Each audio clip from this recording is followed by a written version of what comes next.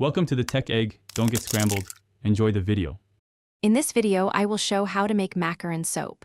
Start by preparing a clean workspace and assembling your melt and pour soap base, colorants, fragrance, silicone macaron molds, a microwave-safe bowl, and a scale. Measure equal portions for shells and a smaller portion for filling.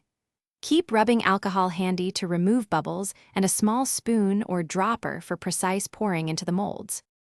Warm the soap base carefully in short bursts to avoid scorching, stirring until fully melted and smooth.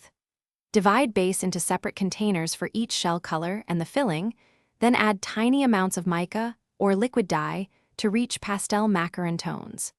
Mix fragrance into each portion so the scent is balanced, and always test a small drop on a plate to check color and aroma before filling the molds.